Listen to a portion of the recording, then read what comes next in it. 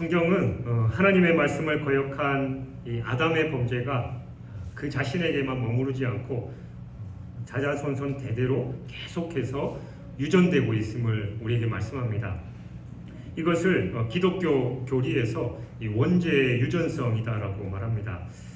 이 말은 인간이 본인의 의사와는 상관없이 어쩔 수 없이 죄를 짓는 이 소극적인 성향을 지닌 존재가 아니라 적극적으로 범죄하려는 성향을 지닌 존재다라는 것을 나타내 줍니다. 아담의 장자인 가인이 하나님의 경고를 들었지요. 아벨과 함께 하나님께 예배를 제사를 드렸지만 하나님께서 아벨의 제사만 받으시자 그는 기분이 상하고 그 마음 얼굴이 울그락불그락하자 하나님께서 네가 왜 그러느냐라고 분명히 경고를 하셨습니다. 그러나 그런 하나님의 경고를 들었음에도 불구하고 결국은 아벨을 살해한 그 행위는 바로 인간이 지니고 있는 이 죄의 적극성을 잘 보여주는 신뢰다라고 할 수 있습니다. 성경은 하나님의 뜻을 따르는 이 의인들의 신앙과 행위뿐만이 아니라 하나님의 뜻을 적극적으로 거부하고 또 악한 행위들을 묘사하고 있는 그런 인물들에 대해서도 상세하게 묘사하고 있습니다. 오늘 본문 이후에 이 출애굽기 5장 이후에 쭉 기록된 이 바로의 행위가 바로 악한 자가 나타내는 그 모습의 전형입니다. 오늘 본문을 통해서 이 악한 자들의 모습을 우리가 살펴보고 우리는 어떤 삶을 가지고 살아야 하는지를 함께 나누고자 합니다. 먼저 악한 자들은 이 자기 중심적인 사고방식을 가지고 있습니다. 악한 자들은 이 하나님을 자기 삶의 중심에 모시지 않고 자기 자신이 자기 삶의 주인입니다. 따라서 그의 모든 행위는 자기의 이익을 위한 것에 집중되는 극단적인 이기주의로 치닫습니다. 이러한 이기주의를 조장하는 요소가 바로 교만이지요. 본문에 나타난 바로의 행동이 바로 그 예의 전형입니다. 하나님의 이름을 제시하면서 하나님께서 우리로 하여금 가서 하나님께 예배 드리라고 하셨다라는 그런 이스라엘의 요청, 그러니까 모세를 통한 하나님의 그 말씀에 바로는 여호와가 누구간데 내가 그 말을 듣고 이스라엘을 보내겠느냐라고 대답합니다. 더 나아가서는 여호와를 알지 못하기 때문에 나는 이스라엘을 보낼 수 없다라고 대답했습니다. 그러나 사실 바로는 이 히브리인들이 섬기고 있던 여호와에 대해서 분명히 어느 정도는 알고 있었을 겁니다. 왜냐하면 믿음의 조상 아브라함이 그 애굽에서 살았던 적이 있었고 요셉이 애굽 전역을 휩쓸었던 그 7년간의 기근으로부터 그들을 구원한 적이 있었기 때문이지요. 이 당시의 모든 이 학식과 문화가 집중되어 있던 이 강대국 애굽의 왕이 자기들이 다스리고 있는 그 히브리인들의 그 삶에 대해서 또 역사에 대해서 모르고 있다는 것은 사실 말이 안 된다라는 겁니다. 따라서 여호와가 누구이기에라는 이 바로의 물음은 자신들을 광야로 보내서 여호와의 절기를 지키게 해달라라는 이 모세의 요구에 대해서 비아냥거리는 표현으로서 하나님을 무시하고 멸시하는 그런 태도입니다. 이것은 자신이 이 하나님의 말씀보다 훨씬 더 권위 있다라고 여기는 교만에서 나온 겁니다. 이렇듯 하나님을 무시하는 악한 자를 시편 14편 1절에서는 어리석은 자다라고 말합니다. 왜냐하면 그들은 곧 하나님으로부터 멸망당할 자들이기 때문입니다. 하나님은 이를 애굽에 내린 10가지 재앙과 이 홍해가 갈라져서 애굽 군대가 수몰되는 것으로 증명했지요. 그들의 교만과 또 그들의 악한 행위가 극에 치달았지만 하나님은 그 행위를 반드시 그렇게 심판하신 것입니다. 그리고 악한 자들은 자기 이익만을 추구합니다. 악한 자들은 이 타인의 고통에 대해서 관심을 두기보다 오직 자기의 이익만 구하는 일에 급급합니다. 따라서 이 자기의 이익을 위해서라면 타인의 고통은 전혀 아랑곳하지 않고 오히려 그들을 더 착취하고 자신의 이익만을 극대화시키려고 노력합니다. 이는 이 자신의 이익을 위해서 이 가난한 노동자들을 착취하는 일부 이 부도덕한 악덕 고용주들에게서도 많이 발견되지요. 우리도 외국인 노동자들을 막 노동력을 착취한다든가 예전에도 많이 뉴스에서 보도됐습니다만 저 염전 노예들, 그런 사람들은 그 사람들의 인권이나 그 사람들을 위한 것은 전혀 신경 쓰지 않고 오직 자신의 이익만을 위해서 그렇게 사람들을 착취한다라는 겁니다. 바로는 이 모세의 거듭되는 요청을 무시하고 히브리인들에게 계속해서 힘겨운 중노동을 명령합니다. 그리고 모세 요구로 인해서 히브리인들의 이 노동력이 감소될 것을 우려한 나머지 그들에게 더더욱 과중한 노역을 부여하지요. 이렇듯이 악한 자들은 오직 자기 이익만을 추구합니다. 그들은 더 많은 것을 가지기 위해서 계속해서 자기 것만을 집착합니다. 이같이 욕심에 지배되는 자들은 자신들의 이익 추구로 인해서 착취당하는 타인의 고통에는 무감각합니다. 바로는 당시 히브리인들이 중노동과 또 가혹한 구타로 죽어가는 것을 분명히 알았습니다. 그러나 그는 이러한 상황을 시정하기보다 오히려 자기의 국고성 건축에 차질이 없도록 그들을 더 닥달하고 오직 자기 이익에만 관심을 가졌습니다. 즉 그는 인간의 생명에는 아랑곳하지 않고 자신의 번영만을 추구한 것이지요. 이러한 그의 태도는 사람의 목숨보다 재물을 섬기는 이 악한 자들의 탐욕을 적나라하게 보여주는 것입니다. 마태복음 19장 16절 이하에 기록된 예수님을 찾아왔던 이 부자 청년의 태도에서도 이와 비슷한 것을 발견할 수 있습니다. 예수님 당시에는 이 가난한 사람들이 헤아릴 수 없이 많았습니다. 이 당시 유대 땅이 로마의 식민지로서 가혹한 세금을 바쳐야만 했고 또 이방인이었던 헤롯이 이 로마의 분봉왕으로서 유대 백성들을 착취했기 때문이죠. 더군다나 이 당시 로마 정권에 야합한 이 지주나 이 상인들은 유대 백성들에게 이 고리대금업을 자행해서 자신들의 배만 불리기에 급급했습니다. 따라서 그 당시 부자들은 이 부지런한 노동과 또 근면함으로 자기의 노력으로 부하게 된 것이 아니라 타인의 소유를 착취함으로써 자신들의 부를 축적한 그런 사람들이 대부분이었습니다. 예수님은 십계명을 다 지켰다라고 자부하는 그 부자 청년에게 모든 재산을 고통당하는 가난한 사람들에게 나눠주고 주님을 쫓으라라고 명령하셨습니다. 그러나 현실의 안락과 이익에만 급급해 있던 그 청년은 그 많은 자신의 재물을 결코 포기할 수가 없었지요. 그래서 그는 주님을 따르지 않았습니다. 그리고 악한 자들은 택함 받은 자들을 핍박합니다. 악한 자들은 하나님보다 자신을 섬기며 또 자기의 세속적인 이익을 위해서 타인을 괴롭힙니다. 더욱 이 같은 행동은 그들이 의도하든 의도하지 않든 간에 근본적으로 하나님을 대적하는 그런 행위가 되는 겁니다. 왜냐하면 이것은 하나님의 뜻대로 살고자 하는 그 택함 받은 자들의 행위와는 완전히 대립되는 것이지요. 빛과 어둠이 공존할 수 없듯이 악한 자들과 택함 받은 자들은 서로 공존할 수가 없습니다. 따라서 이 악한 자들은 택함 받은 자들이 자기들과 방식이 다르기 때문에 당연히 핍박하게 되는 것입니다. 이러한 사실을 본문은 자세하게 설명합니다. 바로는 하나님의 뜻을 거부했을 뿐만이 아니라 오히려 짚을 주지 않고 벽돌을 이전과 같이 만들도록 히브리인들을 더욱 가혹하게 다루라는 그런 명령을 내립니다. 이러한 명령은 히브리인들과 모세를 이간하는 아주 간교한 계책으로서 이 택한 백성들을 교묘한 방법으로 핍박하고 있는 그 바로의 모습을 보여주는 것입니다. 이렇듯 악한 자들은 하나님의 말씀에 귀 기울이기는커녕 오히려 하나님께 대적하고 그 하나님의 백성들을 핍박하는 일을 자행합니다.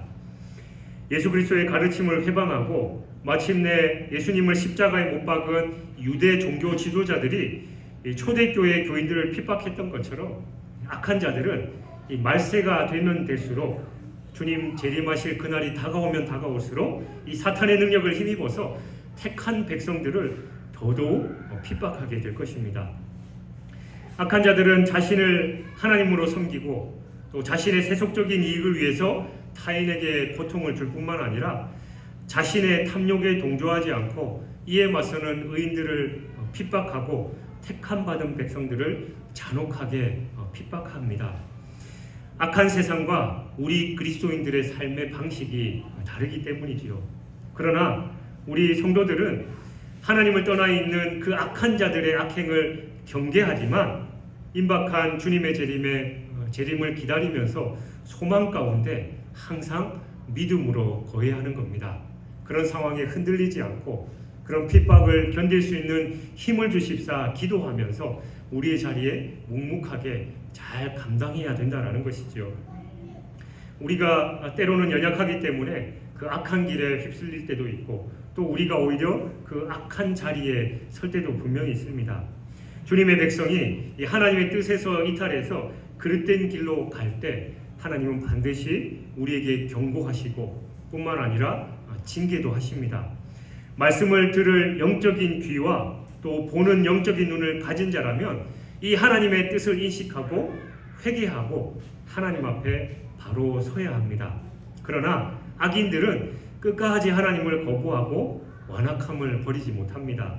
하나님의 징계에 대해서 간사한 마음과 이 말로 그 당시 위기만을 모면하려고 하지만 그들은 근본적으로 하나님 앞에 나와서 회개하고 뜻을 돌이키지 않고 그냥 그 앞에 닥친 일만 해결하려는 그런 미봉책에 불과합니다. 뿐만 아니라 그 위기가 다소 진정되거나 해소된 듯하면 다시 악한 길로 돌아가는 기가 일쑤입니다. 바로가 이와 같은 악인의 특징을 고스란히 보여주고 있습니다. 근본적인 해결책을 추구하기보다 당면한 위기에 임기응변적인 행위로 대처하는 그의 행위는 실로 가증스럽기 짝이 없는 것이지요. 이런 바로의 태도는 당면한 어려움으로 인해서 하나님을 찾다가 문제가 해결되고 나면 언제 그랬냐는 듯이 하나님을 떠나서 그렇게 자기 뜻대로 살아가는 거짓된 신앙의 표본이라고 할 수 있습니다. 혹시 우리가 이런 잘못된 신앙을 가지고 있지는 않은지 영적인 경각심을 가져야 합니다. 힘들고 어렵고 고난 가운데서는 하나님께 눈물을 흘리며 기도하지만 하나님께서 그 문제를 다 해결해 주실 때 소위 배부르고 등 따시니까 언제 그랬냐는 듯이 하나님보다 내 삶의 아니 또 내가 원하는 것을 쫓아가는 우리의 모습이 아닌지 우리 스스로 돌아봐야 한다는 것입니다. 이제 이 바로의 행태를 통해서 하나님의 징계에 대한 그 악인들의 특징을 살펴보고 우리는 어떻게 행동해야 되는지를 함께 살펴보겠습니다. 악한 자들은 간사한 성격을 지니고 있습니다. 애굽에 닥친 이 두 번째 재앙이 개구리 재앙인데 이에 대해서 바로는 간사함으로 위기를 모면합니다. 당시 애굽에서는 헤카 또는 헤크트라는 이 개구리 신을 이 생산력의 상징으로 숭배하고 있었습니다. 그러므로 이 개구리 재앙은 애굽 사람들이 섬기는 그 신들이 실제로는 그들에게 해를 가져올 뿐 아무런 도움이 되지도 못하고 그에 반해서 여호와 하나님만이 참 신이다라는 것을 대조적으로 보여주는 것입니다.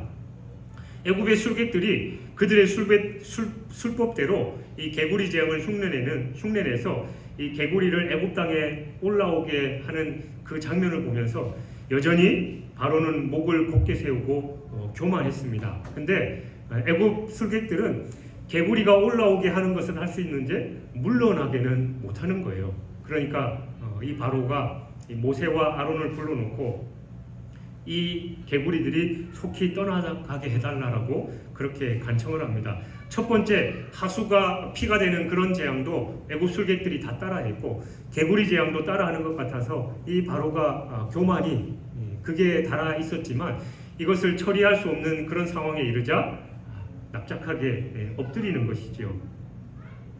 그러나 그것은 바로가 진실한 회개를 한 것이 아니라 당면한 고통에서 벗어나기 위한 임기응변에 불과했던 겁니다. 그래서 개구리 재앙이 물러가자 다시 마음이 완강해져서 이스라엘 백성을 보내겠다라는 그 약속을 파괴하고 다시 과거의 강팍함으로 돌아간 데서 우리는 그 바로의 본심을 잘 알 수 있습니다. 바로는 이어지는 나머지 모든 재앙에서도 똑같이 반응합니다.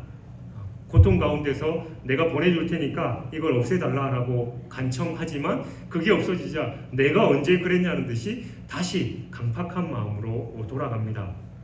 이렇듯 악인은 위기 앞에서 온갖 간사한 말과 행동으로 그 위기를 일시 모면하려고 애쓰지만 그 본질적 자세는 여전히 악에 머물러 있습니다. 위기가 끝날 때 재빨리 악인의 본래 모습으로 돌아오고 오히려 자기를 위기로 몰아넣었던 그 상대에게 복수의 칼을 들이대고 더 완고하고 악의 길을 고수하는 것이 바로 그 사람들의 특징입니다. 그런 악인의 태도는 하나님의 심판을 오히려 더 확고하게 한다는 측면에서 자기 스스로 자기의 무덤을 파는 격이 되는 것이지요. 우리는 이 세상에 살면서 때로는 즐겁고 기쁜 일도 있지만 인생이 주는 숱한 어려움을 만날 때도 많이 있습니다. 이 어려움이 우리 자신의 신앙의 나태함을 깨닫고 또 세상만 의지하려고 했던 이 잘못된 신앙 자세를 고치는 계기가 된다면 오히려 그 화가 복으로 되겠지요. 그러나 이런 성도의 본질적인 자세와는 달리 이 위기만 극복하게 해주시면 하나님께 무엇을 바치고 어떻게 살겠다라고 약속했다가도 이 어려움이 지나가면 언제 그랬냐는 듯이 다시 잘못된 신앙 자세로 고수하는 그런 경우도 참 많습니다. 바로의 간사함에서 보듯이 이 간사함으로 위기를 넘기려는 태도는 바로 우리 성도들의 올바른 태도가 아닐 뿐만 아니라 오히려 더 큰 위기를 초래할 수 있다는 것을 우리는 기억해야 합니다. 그리고 악한 자들은 불신앙의 태도를 지니고 있습니다. 바로는 이 개구리 재앙을 겪으면서 이제까지 여호와를 알지 못하겠노라 라고 말하면서 하나님을 대적하는 그 교만한 태도를 다소 누그러뜨린 듯 했습니다. 왜냐하면 애굽의 술객들이 그 개구리를 해결할 수 없게 되자 그것이 하나님의 초자연적인 능력임을 다소나마 이해하게 됐기 때문이지요. 우리말에 개벌은 남 못 준다라는 속담이 있듯이 당장 하나님의 능력을 목격하고 이해했다면 바로 그 순간에 회개하고 이스라엘의 백성들을 보내줬을 겁니다. 그러나 바로는 지금 당장이 아니라 재앙이 내린 다음 날 내일 개구리 재앙을 제거해달라고 합니다. 아론과 모세가 하나님께서 이 재앙을 거둬주시겠다 언제 했으면 좋겠냐라고 하니까 내일 해달라고 그런 요구를 합니다. 왜냐하면 바로는 아직까지 이 개구리 재앙이 하나님께서 행하신 그 재앙이다라는 것을 100% 신뢰하지 못하고 있는 거예요. 혹여나 자연적인 현상으로 인해서 이 개구리들이 많이 올라와서 다시 자연스럽게 사라질 수 있으니까 내일까지 상황을 보고 만약에 내일까지 이 상황이 그대로 간다면 그때 없애달라고 그런 요청을 한 겁니다. 이 얼마나 얄팍하고 불신앙적인 태도냐라는 것이지요. 하나님은 인간의 생사와 복을 주관하시고 우리의 미래뿐만 아니라 우리의 머리털까지 세시는 그런 전능하신 분입니다. 근데 이 바로가 그 하나님 앞에서 자기 머리를 굴리면서 하나님의 권능을 제멋대로 평가하고 있으니 하나님께서 보시기에 얼마나 가소로웠겠냐라는 겁니다. 하나님이 마음만 먹으신다면 지금 당장이라도 그 바로의 숨통을 끊어 놓으실 수도 있지만 바로는 여전히 그것을 깨닫지 못하고 자기 교만에 가득 차 있는 겁니다. 이런 불신앙의 태도가 결국 바로의 파멸을 초래했다라는 것을 우리는 분명히 기억해야 합니다. 우리 성도들은 하나님의 영광을 위해서 살아야 하고 주님이 말씀하시면 나아가고 주님 뜻이 아니면 멈춰서는 존재들입니다. 우리가 마땅히 쉬지 말고 기도하며 하나님의 인도하심을 받아야 함에도 불구하고 하나님보다 우리 인간적인 계산을 앞세우고 있으니까 문제다라는 것이죠. 하나님의 경고를 경험하면서도 오늘까지는 내 힘으로 어떻게 해보고 안 되면 내일쯤 하나님의 도움을 구하겠다라는 그 생각은 하나님의 백성으로서 바른 신앙 태도가 아닙니다. 뿐만 아니라 하나님의 영광이 아닌 나의 영광을 앞세우는 그릇된 신앙 자세입니다.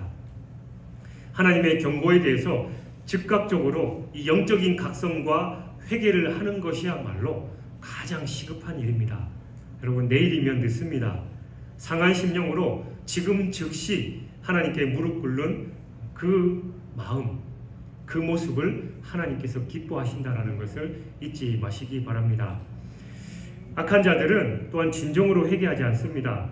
진정한 회개란 이 과거의 죄악을 완전히 돌이킨 상태를 의미하지요. 개구리 재앙이 물러가자 이스라엘 백성을 보내주겠다라고 약속한 그 바울은 그 약속을 스스로 파기해버리고 오히려 다시 악한 자의 본성을 드러냅니다. 그러나 바로가 숨을 쉴 수 있게 됨을 보았을 때 그 마음을 완강하게 하여라는 이 출애굽기 8장 15절의 내용은 이 바로의 회개가 진실한 회개가 아니고 당면한 어려움과 위기에 대해서 이 감언이설과 임기응변적인 시도로 위기를 벗어나려고 했다라는 것을 우리에게 증명하지요. 이와 같이 악인은 하나님의 은총을 입을지라도 악에서 돌이키지 않고 불의를 행하고 여호와의 위엄을 돌아보지 않는 불신앙을 행합니다. 악인들은 하나님의 분노의 손길을 하나님께서 이 분노의 손길을 잠깐 거두시고 인자를 베푸실 때가 회개의 기회다라는 사실을 모르기 때문에 오히려 그것을 멸시하기까지 합니다. 그러므로 로마서 2장 4절 5절에 기록된 사도 바울의 말처럼 하나님의 인자하심이 회개로 인도함을 알지 못하고 하나님의 인자하심과 용납하심과 같이 참으심의 풍성함을 멸시하는 악인들은 그들의 고집과 회개치 아니한 마음을 따라 하나님의 의로우신 판단이 나타나는 진노의 날에 심판을 받게 되는 것입니다. 한편 우리는 여기서 이 얄팍한 인간 심성의 이중성을 엿볼 수 있습니다. 위기에 직면해 있을 때 하나님을 인정하는 듯 하다가도 위기가 지나가면 언제 그랬냐는 듯이 다시 강팍해져서 죄인의 길로 회귀하는 그 이중성은 하나님과 이 사탄을 겸해서 섬기면서 자기 편한 대로 하나님을 이용하는 그런 악한 태도입니다. 한 샘에서 쓴물과 단물을 같이 낼 수 없듯이 하나님 신앙과 죄인의 길은 절대로 어울릴 수 없습니다. 우리는 하나님의 사랑과 자비로 이 죄인에서 의인으로 된 사람들입니다. 죄의 유혹에 빠졌다가도 하나님께로 회귀하는 자들, 그 사람들이 바로 성도입니다. 잠시 하나님을 인정하는 듯 하다가 자기 욕심을 채웠다고 생각하는 즉시 다시 강팍한 길로 복귀하는 악인들과는 다른 사람들, 그 사람들이 바로 우리 성도들입니다. 악인은 하나님의 징계를 당할 때 하나님을 인정하는 척하지만 결코 죄인의 속성을 버리지 못합니다. 간사한 말과 행실로 위기를 넘기려 하고 인간적인 계산을 내세워서 하나님에 대한 불신앙을 견지하며 다시 이 강팍한 길로, 죄의 길로 복귀하는 특징을 가지고 있습니다. 하나님께서는 이런 악인의 가식적이고 이 강팍한 특징을 잘 알고 계시면서도 하나님의 사람 모세가 간구한 기도를 기쁘게 응답하심으로써 그 분노를 잠시 유보하십니다. 그래서 우리가 그 악한 자들을 위해서 기도하고 이 나라와 민족을 위해서 기도할 때 하나님께서 우리의 기도 때문에 그들을 심판하시지 않고 기다리고 계신다라는 것이죠. 그러나 하나님께서는 악인의 속임에 넘어가시는 분이 결코 아닙니다. 우리는 이 바로가 보여준 악인의 태도가 우리에게 조금이라도 있지 않나 경계하고 돌아봐야 합니다. 만에 하나라도 잠시 죄악 중에 머물렀다면 이 하나님의 경고의 메시지에 온 신경을 곤두세워야 하며 징계의 유보는 하나님께서 지금 회개의 기회를 주신다라는 것을 기억하고 그 기회를 놓치지 말아야 합니다. 기회는 무한정 있는 것이 아닙니다. 내일이란 말은 사람들에게 위로와 희망을 가져다주는 그런 말입니다. 많은 사람들이 이 오늘의 공고함을 이 내일의 희망으로서 이겨내며 살아가고 있습니다. 그러나 애석하게도 우리 인생의 이정표는 흔히 길 위에 있는 이정표와는 달리 지나온 길은 알려주지만 앞으로 우리가 얼마나 더 가야 하는지는 결코 알려주지 않습니다. 즉 유한한 인간에게 있어서 내일이라는 것은 사실 불확실한 일입니다. 때문에 인간이 불확실한 내일을 기약하면서 소망한다라는 것이 어떻게 보면 참으로 어리석은 일입니다. 그러므로 우리는 내일을 이야기하기 전에 과거와 오늘과 내일의 주관자 되신 그 하나님을 지금 이 시간 전적으로 의지해야 합니다. 그렇지 않고 오늘 하나님을 외면하면서도 내일을 설계하며 기약하는 것, 그것은 어리석은 사람들, 악인들이 하는 짓입니다. 이런 어리석은 사람이 바로 본문의 바로와 같은 사람이지요. 하나님으로부터 10가지 재앙을 받고 심히 두려워했던 바로는 현재 제시한 이 하나님의 말씀을 소홀히 한 채 하나님과의 올바른 관계 정립을 계속해서 내일로 미루고 있습니다. 사랑하는 여러분, 그렇다면 우리는 어떻게 해야 합니까? 답은 한 가지뿐입니다. 하나님의 말씀 앞에 결코 주저하지 마시고 지금 즉시 응답하고 결단하고 순종하시길 바랍니다. 내일이란 편리한 말은 사탄의 관계일 뿐입니다. 그 내일은 또 다른 내일을 부를 뿐입니다. 내일을 핑계하는 것은 그만큼 자신의 행복을 연기하고 또 자신의 영혼을 완악하게 해서 결국은 파멸에 이르게 하는 어리석은 짓이다라는 것을 기억하시기 바랍니다. 이제 우리는 고린도후서 6장 2절에서 보라 지금은 은혜 받을 만할 때요 보라 지금은 구원의 날이도다 라고는 그 신속히 결단을 요구했던 이 바울의 말에 귀를 기울여야 합니다. 하나님의 자녀라고 하면서도 마치 여호와를 알지 못하는 자들과 같이 살아가는 것이 아니라 우리 신앙의 선배들이 하나님의 말씀 앞에 지금 즉시 아멘으로 화답해서 하나님께서 예비하신 그 놀라운 은혜와 은총들을 누리며 살았던 것 같이 우리도 그 길을 가야 될 줄 믿습니다.